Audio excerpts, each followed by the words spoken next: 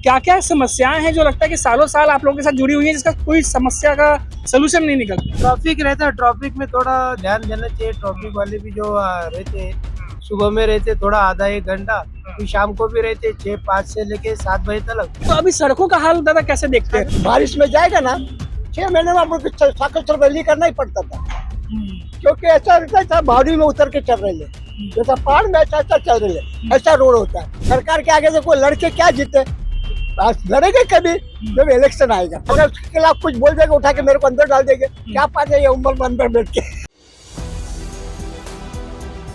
नमस्कार दोस्तों, मेरा नाम है मनीष कुमार सिंह और मैं आज आ गया हूँ बोरीवली की जो विधानसभा सीट है वहां पे।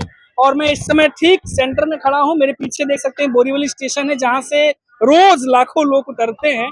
और इसके ठीक बाहर आप देखेंगे तो मार्केट है पूरा, कहीं कपड़ों की दुकान है, कहीं फूल की दुकान है, और साथ ही साथ यहीं पे पुलिस स्टेशन भी है और आगे भी बहुत सारी दुकानें लगती हैं। लोग यहाँ पर बहुत ज्यादा अपने उद्योग धंधे चलाते रहते हैं।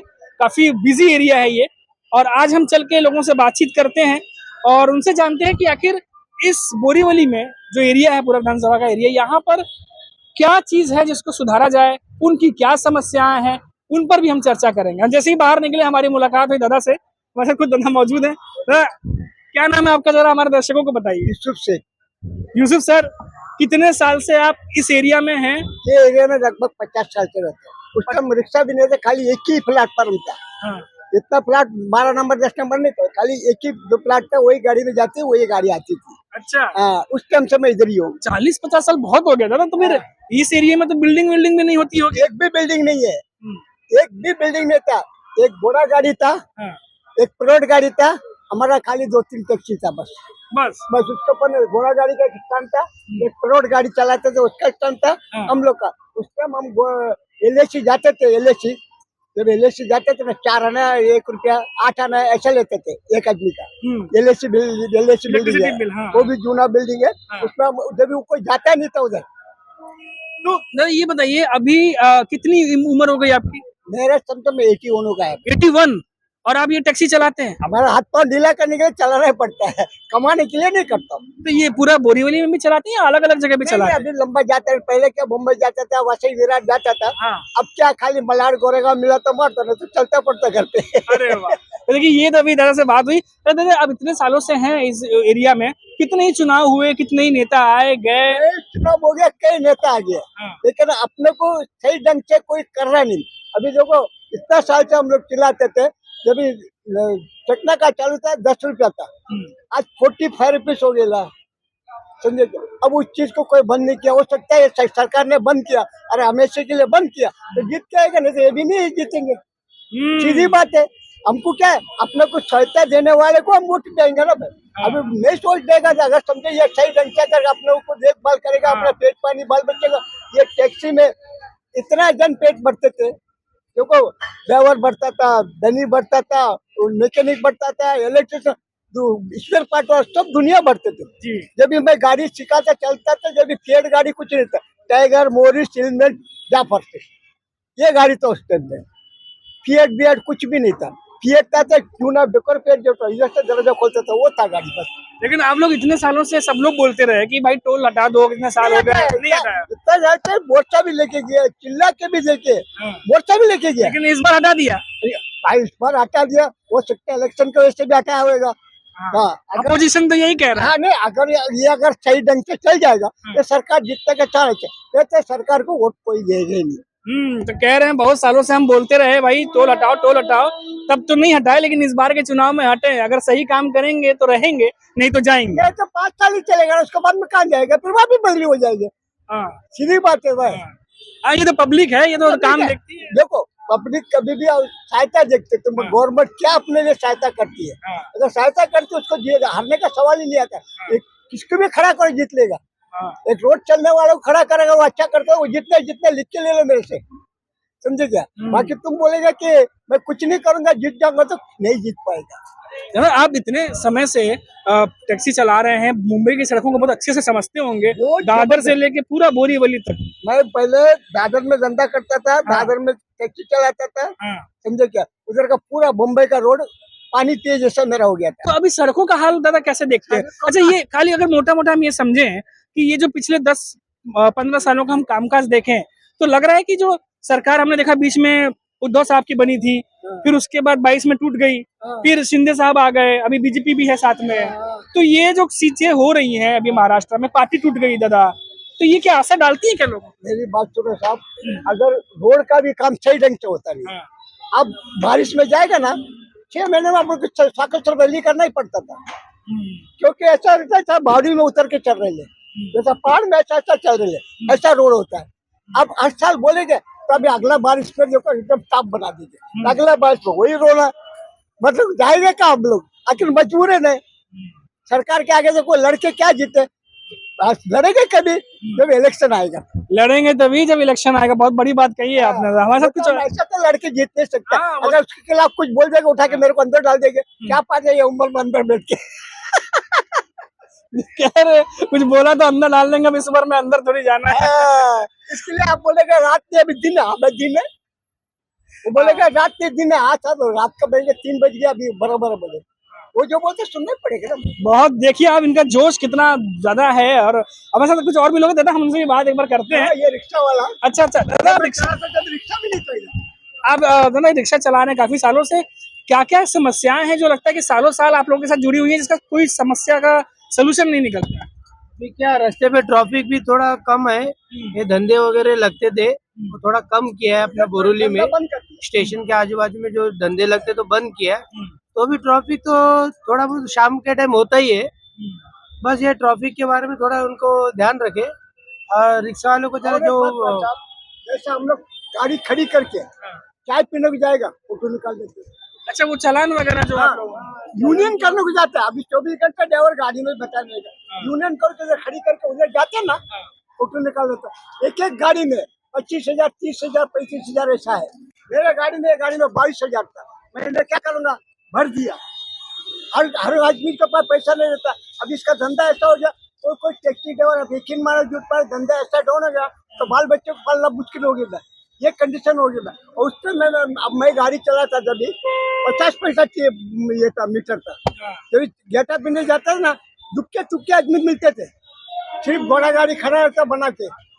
अगर आज गेटा पिंडे में जाएगा तो इतना गाड़ी आदमी चल नहीं पाएगा। तो आप लोग, तो दादा आप लोग अपने जैसे यूनियन है, आपने बाकी साथी हमसे बात नहीं करते हैं कि स्टैंड मिल जाए, सरकार से बोले अलग से स्टैंड मिल जाए ऑटो का? बम्बई टैक्सी में उनका कमेटी नंबर हूँ, समझे क्या, और स्टैंड डालते हैं, म्यूनसिपालिटी वो ये निकाल के लेके चले जाते हैं। अब जाके चौकी में कंप्लीट देते, सुनाई नहीं होता। देखो पीछे गेट में एक स्टैंड था, कोटर साहब को बुला के लाके ओपन कराया, अब स्टैंड निकाल दिए।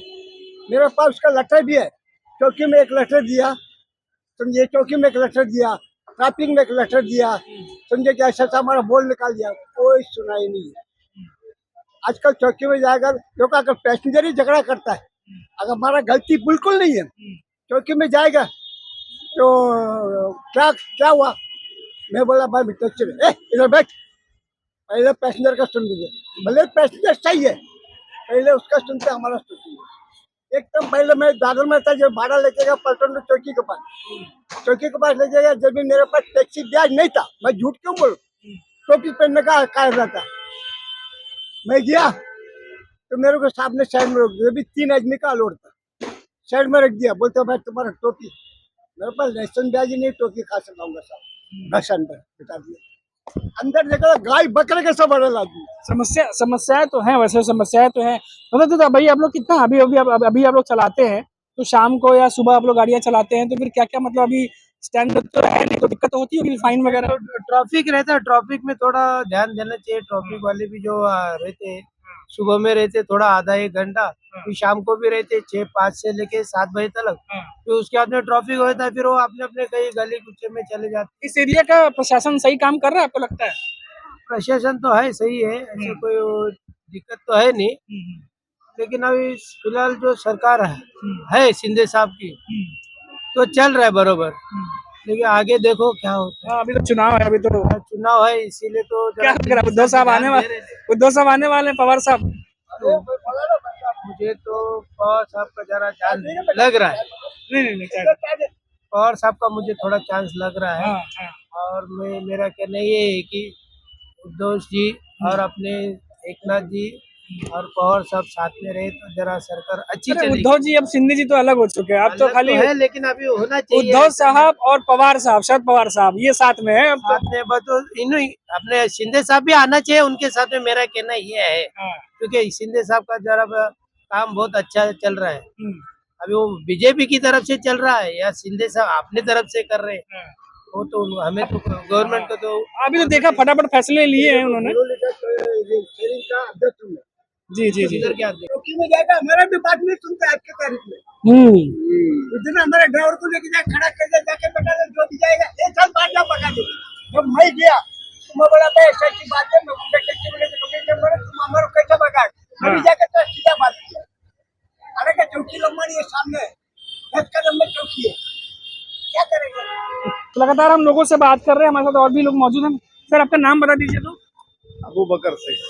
वो जी, ये बताइए कि अभी हमने देखा कि बहुत सारी समस्याएं हमने मालूम चली, आपके हिसाब से कोई और चीज है जो आपको लगती हो कि आपके सामने है और उससे सुधारा जाना चाहिए, जो इस एरिया में सुधार आए फिर उसके बाद? सुधार का क्या है, देखो अब यहाँ दुनिया भर का देखो सब गिरा हुआ है, सब हाँ, वो काम हम चल रहा है। काम वाम चल रहा है।